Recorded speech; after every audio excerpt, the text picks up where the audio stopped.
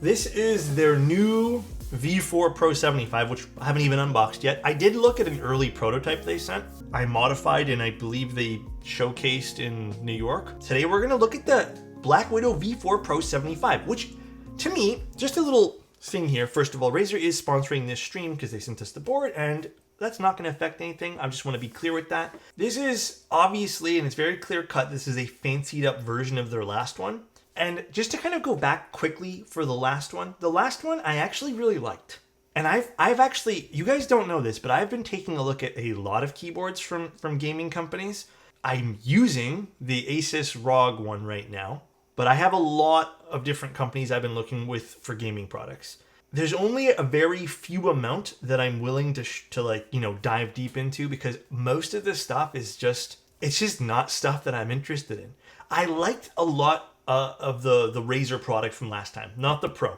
I thought that was one of the only boards from any of the gaming companies that use mechanical switches, not Hall effect, that I really, really enjoyed. I was willing to look at this one here too, just because this one here is basically the same structure for the most part, just with the screen, and then they really hiked up the price, which I don't know if I agree with. Maybe there's some stuff in here that wasn't really, I guess, promoted that I can be like, oh yes, this part here. But the big changes here are basically wireless, the screen, and I think the plate now is an FR4 white plate. And then there's one big change in this that I'll show you guys too, that I'm a little bummed about, but we'll see. This one here at $299 American, I believe this is 400 Canadian. This is still really high. Unless you need, like, unless you want a gaming keyboard for, there's might be a few reasons, we can talk about that today. Right off the bat though, like, it's $110, $120 more than their last one, which I thought was a bit odd considering, again, I guess it's wireless, I get that. And I get you have a screen, but is that worth an extra $120?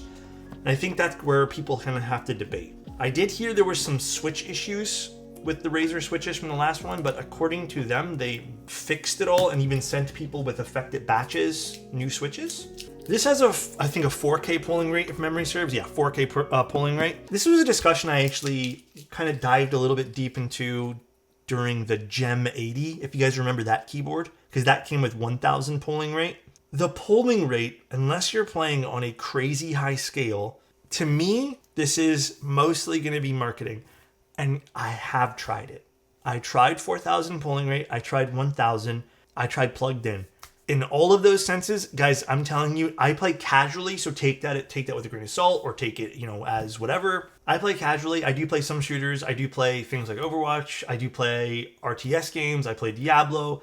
I could not notice a difference. The other thing too with polling rate, and this is what I kind of dived into last time, polling rate does have kind of an adverse effect on the computer as well. So there are some reports of people saying that, you know, in some things, if this actually causes a little bit more stress on the CPU or whatever is processing it. So there is that side of things too, plus battery life, etc., etc. Yeah, and then we have Bluetooth 5.1, and then hot swap design, which you guys will see anyways. Again, not much has changed other than the Bluetooth / wireless and the screen. Now, I will say one thing. I did do some research on the board, you know, and I was even taking a look at some of the internal chatter about this other places. I do appreciate the fact that, I mean, I feel like a lot of boards do this with all their things, but maybe not for OLED displays. I know with the SAT75, for example, it didn't really work the same way, but this does have some pretty decent like onboard memory. So if you do set up some stuff, it kind of just remembers it all, which is, you know, what I would expect, to be honest.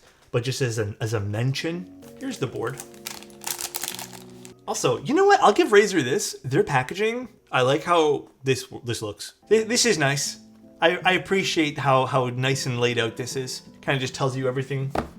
I can appreciate that. I'll speak for myself here. I liked the last Razer keyboard. I thought it was nice. I thought for $180 to get a gamer-centric keyboard from a gamer company was cool. I'm gonna say the same thing I said last time. I'm taking a look at this because there are people, and there's a lot of people who ask me to take a look at gaming products. Razer is actually one of the few brands I don't mind when it comes to the gaming companies that I've dealt with and talked to.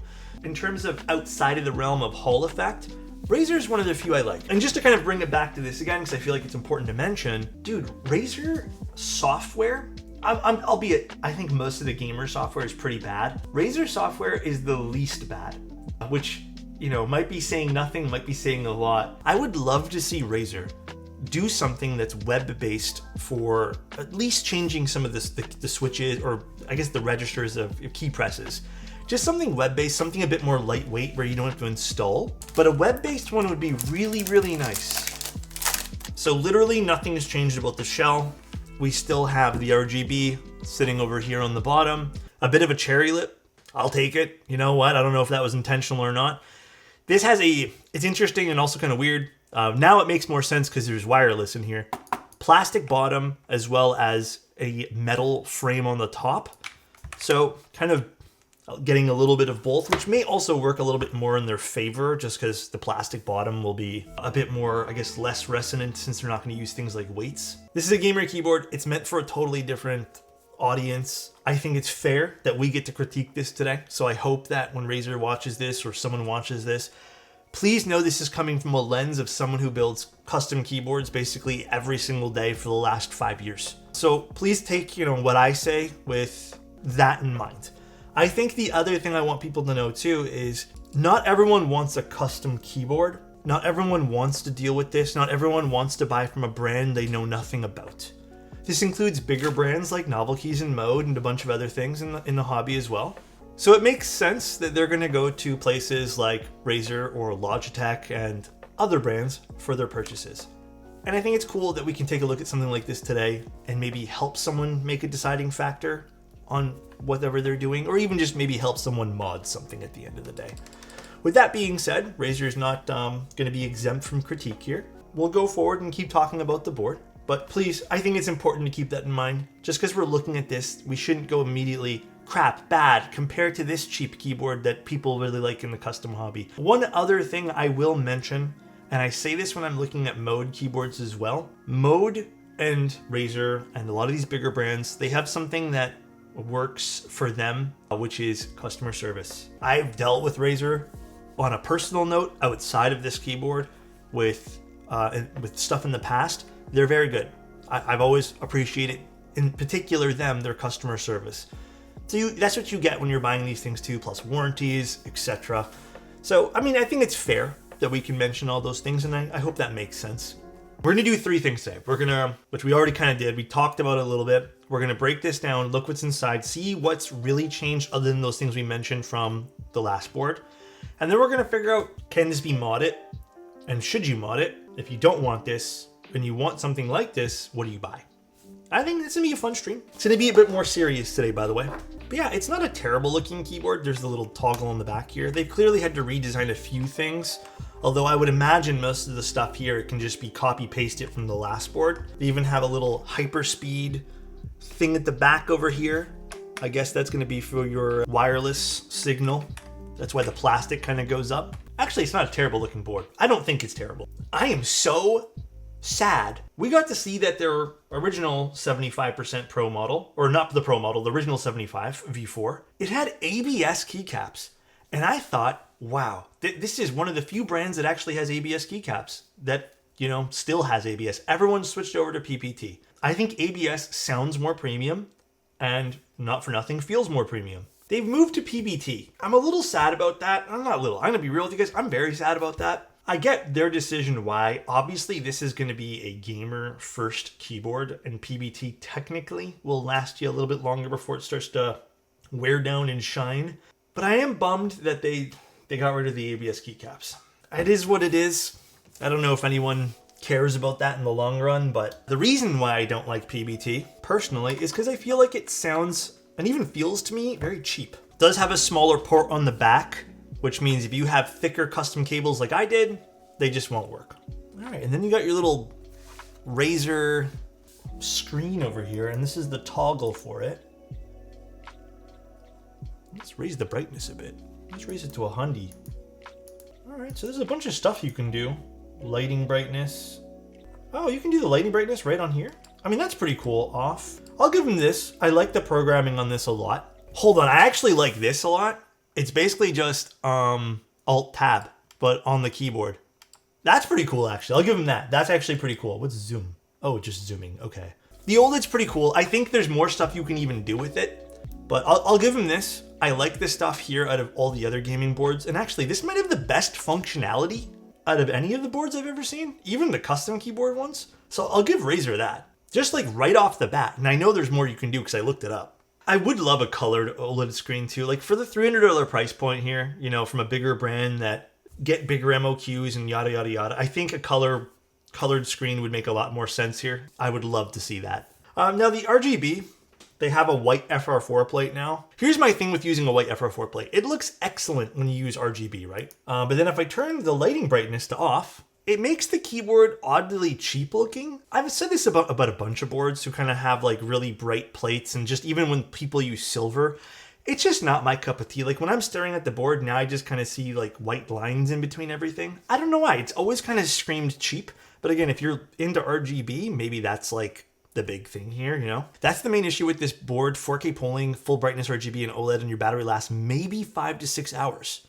Which is something we can't physically test today because we're only going to be live for like 2 hours. Is Search to show hair and dust easy too? Yeah, that is true too. It will. Like the white plates, for sure. I think this sounds exactly the same as last time we did this, but actually no, sorry. It has PBT keycaps, so it won't.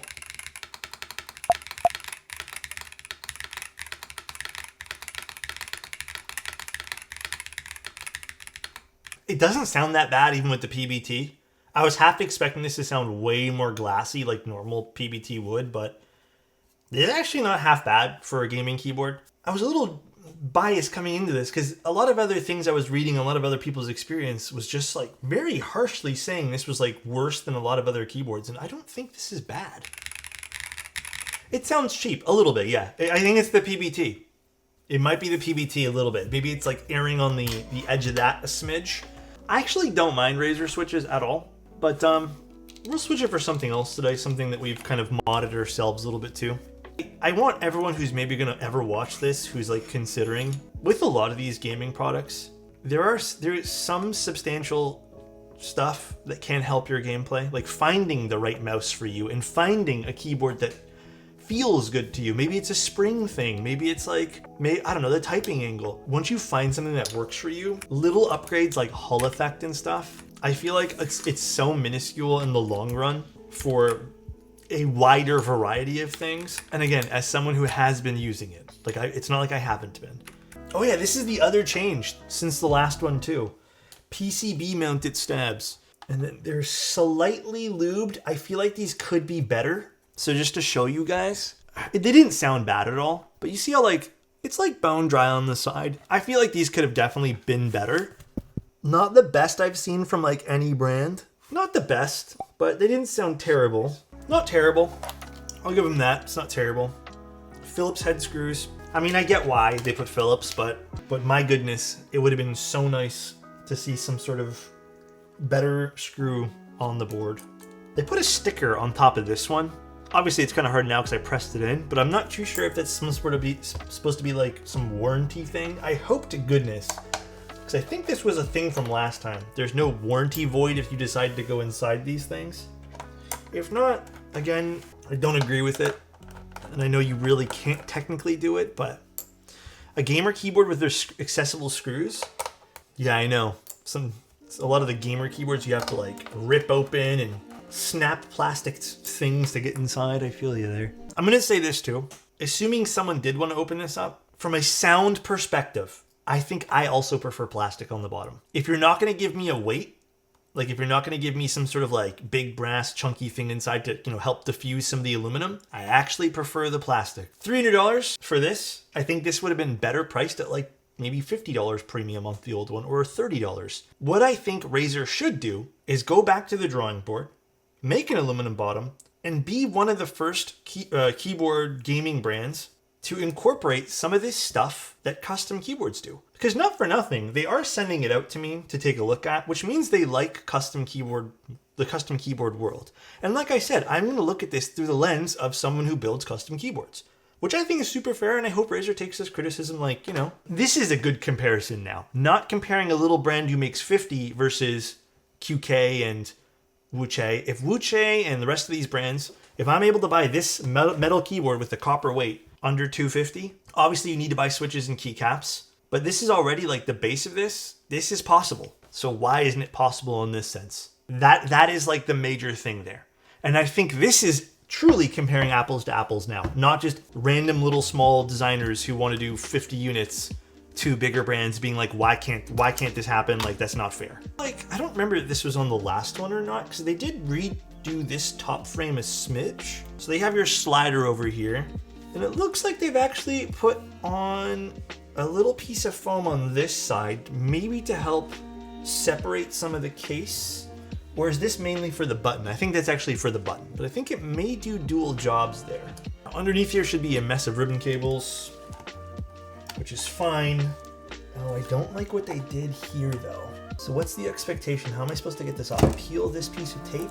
I know a lot of people probably won't be opening this up, but definitely gonna take a little bit of fiddling. The bang for buck seems so much better than in customs than gamer companies. It's because we complain a lot.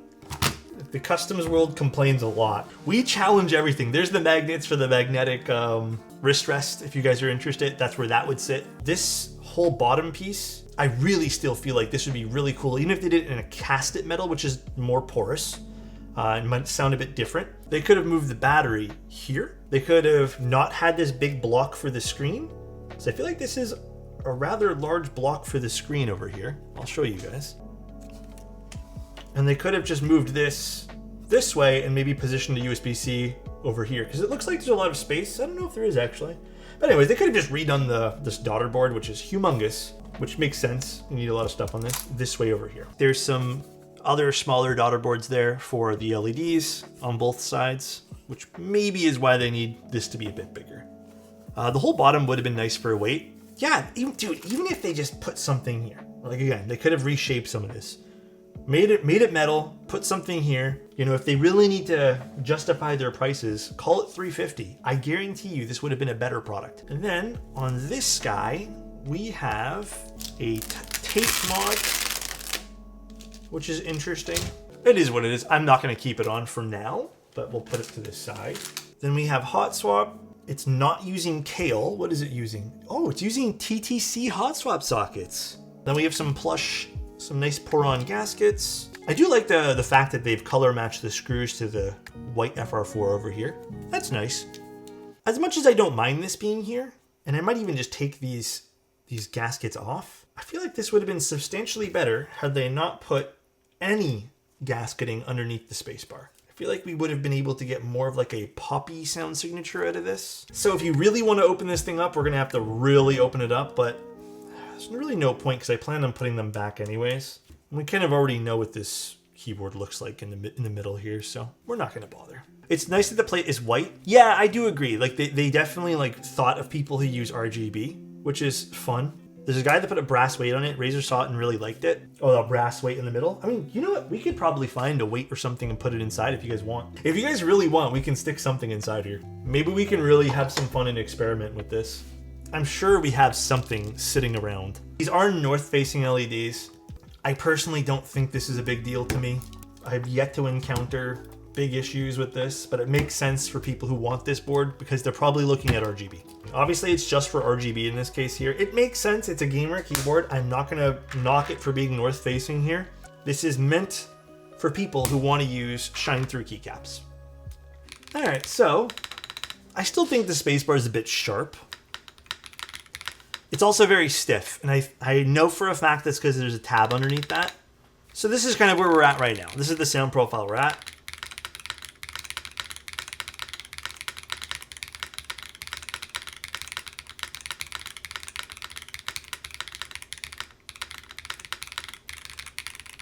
I think a little bit better than before. We did remove the tape. I don't think the tape needs to be there when you start swapping out things for that. Yeah, the alphas don't sound bad here. By the way, this is something we found out last time. The moment we flip these guys up, actually, it's not as bad on this board. I feel like last time it was a bit more accentuated. We could switch the spacebar, but I really, truly believe the spacebar is just too firm. So there's no give with it right now. The gaskets are quite, they're quite aggressively compressed.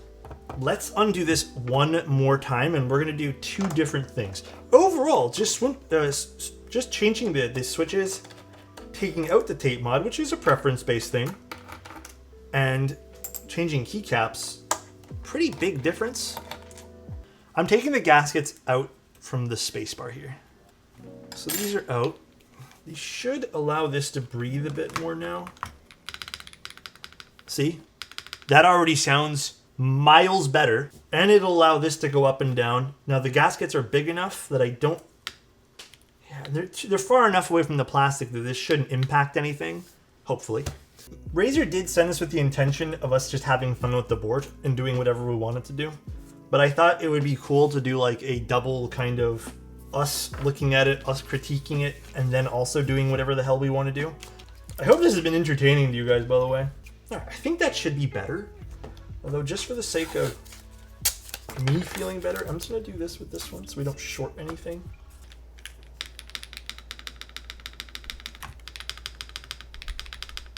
Yeah, there's not much of a difference. So, you know, there's not a lot of room for us to play with like a weight or anything like that, which is totally fine. So as opposed to a weight though, what I'm thinking we do is maybe we do polyfill. I don't think I want too much of this. I think I want it to be like here and here. Enough that it fills in some of the alphas. Polyfill is actually a crazy material when it comes to this, by the way, guys, in case you guys are curious what the hell it is. It's just literally stuffing for like teddy bears and stuff. And it's a crazy decent material. GMK keycaps. It does sit a bit higher, unfortunately. The whole keyboard does. I would like for Razer to kind of sink the whole thing down by like 1 millimeter at the very least. Just so we don't have the switches kind of showing underneath here.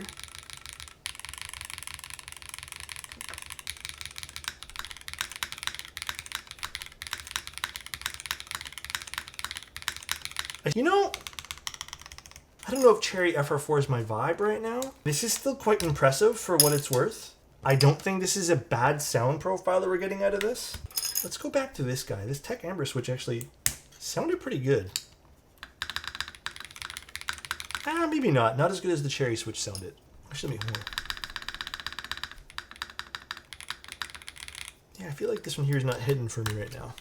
The keycaps are a big upgrade. Yeah, I'm still very disappointed that Razer decided to go with PBT on this. But you know what? For the most part, I would say this is... Nah, I like the Cherry switch better for this. This is what? Like a afternoon's, not even, worth of modding? So, hold on. Let's get it back to this guy, and then let's turn it on, and then give it our final criticisms here. Because I think with the Cherry spacebar...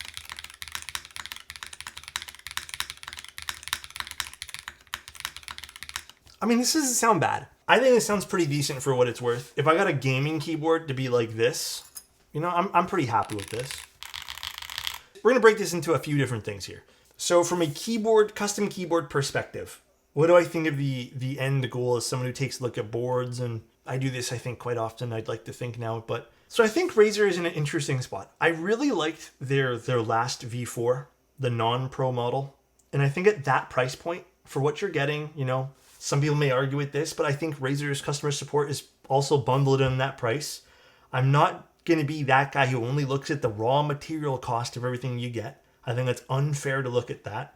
I think that was a good price point for a good out-of-the-box experience. Out of the box doesn't sound too bad. Is it worth $120 extra for getting essentially an OLED screen, wireless capability, as well as screw-in PCB mounted stabilizers? Albeit you do lose, which I would say were arguably more premium feeling keycaps or premium sounding, they've switched to PBT. My honest thought here, I don't think this is worth the upgrade if you already have a Razer board. So just based off the Razer ecosystem. If you already have the old one, the OLED's not enough to make you upgrade. Let's just call it what it is. This is not a $120 feature. I know you'd have to break them all down, but even the wireless is a tough one. If you need wireless, obviously this is a no-brainer. But I don't think everyone needs wireless. I don't think that's something everyone's going to want. Now, versus its competitors in like the gaming space, we'll just do mechanical keyboards only for the time being. I think this is pretty well positioned in its space that I think people would enjoy their purchase here. Again, like I've said, I've been doing so much different testing with Razer, with Asus, with some Corsair products I've picked up, SteelSeries, Logitech. Well, not so much Logitech. I think this fits in nicely with its competitors directly in the gaming space. So I've been seeing some of the gaming space. They've been doing this push where they've been releasing their pro models. Every company has been kind of releasing their pro stuff. The pro stuff on every company, with the exception of Asus, seems to be like very minor things. I've been seeing, everyone slapping on OLEDs and stuff like that. Like I said, this is definitely the most usable OLED. The one from Asus, I hate it. And like I said, I've been using that one there the most. Razer try a little bit more to do a little bit more of a, more premium product. Right now, they just seem like they're doing, you guys not feel like this is a weird rehash of like the 75, just with a few extra parts and they're charging $120 extra? I know this is just another iteration of their BlackWidow V4. What they should have done is should have taken a step back from the V4, and they really should have just released a new product. This is a pretty solid product for its price aside. It's a solid product. Like I said, it sounds good out of the box. Everything feels good out of the box. I would have loved if the only thing I would have loved if they didn't put a gasket underneath the spacebar. That's not going to affect them in the long run. Just take out that gasket tab. I don't know if I want them to try Hall Effect at this point here. I still don't think Hall Effect is like the move for everyone. Not everyone needs Hall Effect. It's a tough sell for anyone who's interested in something like this right now. From my next perspective, which I think is something that's going to be more applicable to us, from the gaming perspective versus the custom perspective, should you buy this? Does it make sense to buy this? Yes, I still think actually Razer hit the nail on the head with the screen here and its usability. I don't think I've had a custom board with a screen this usable. I think most of the custom boards I get who have screens, I put a GIF on and I call it a day. This definitely has some good features to it. Is that enough to sell you on $300 though? I think there is more premium feeling boards, and I think the custom market has different preferences altogether. And it would make no sense to recommend this. I've seen a Tomo sell at $300, so this doesn't make sense. No. Again, to keep this a buck with you guys, this makes absolutely no sense for the keyboard hobbyist. This is not a keyboard I expect anyone to buy who's into custom keyboards. This is not that. But I am going to critique it on that because they did send it to someone who primarily 99.5% of the time only deals with custom keyboards. Again, putting on my lens of, does this make sense for someone who likes video game stuff? I will say, I think I prefer this over the Asus Azoth. And just so you guys know, let me go get it just so I can prove to you guys, because last time people were like, you don't actually try all these things. Might be a little gamery because I game on this, but I have been trying this one here. I left the sticker unpeeled off, but I have been playing with this pretty much exclusively. But yeah, this is what I've been gaming on here. It just sounds very like tape mod it and all that jazz. Dude, this is my invitation for Razer right now. Hit me up. I'll talk to you guys. We can talk how to make a great keyboard. That can maybe even dabble in the customs. Bye everyone. Love you and good night. See ya.